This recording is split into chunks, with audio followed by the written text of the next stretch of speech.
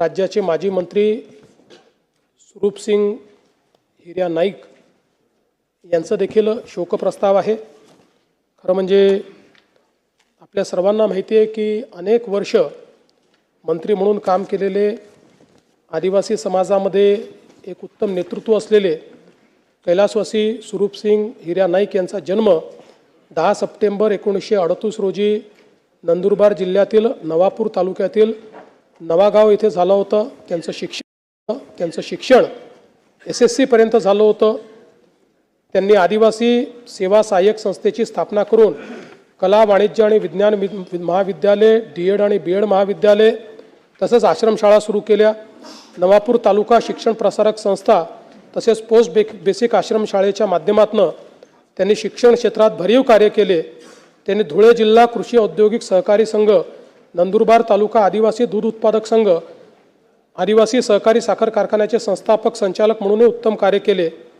आदिवासी समाजाच्या व्यसनमुक्तीसाठी त्यांनी गावोगावी भजन मंडळाची स्थापना करून जनजागृतीचे कार्य केले होते।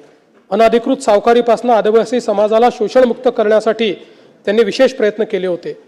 कैलासवासी स्वरूपसिंग नाईक यांनी सुकवेल ग्रुप ग्रामपंचायतीचे सरपंच, नवापूर पंचायत समितीचे सदस्य तसेच धुळे जिल्हा परिषदेचे सदस्य म्हणून कार्य केले होते।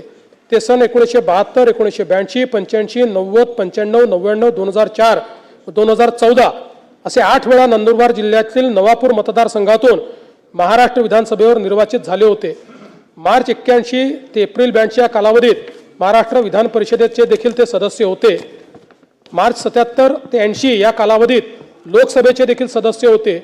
सन 80 ते 2009 या कालावधीत समाज कल्याण, सार्वजनिक बांधकाम, आदिवासी कल्याण, वने, अन्न व नागरी पुरवठा, परिवहन, राज्य उत्पादन शुल्क, पर्यावरण, बंदरे, महसूल व भूकंप पुनर्वसन, विमुक्त भटक्या जमाती, इतर मागासवर्गीय अशा अनेक खात्यांचे मंत्री म्हणून त्यांनी उत्तम कार्य केले होते। अशा या ज्येष्ठ समाजसेवकाचे बुधवार दिनांक 24 डिसेंबर 2025 रोजी दुःखद निधन झाले। मी त्यांना विनम्र श्रद्धांजली अर्पण करतो। डॉक्टर शालिनीताई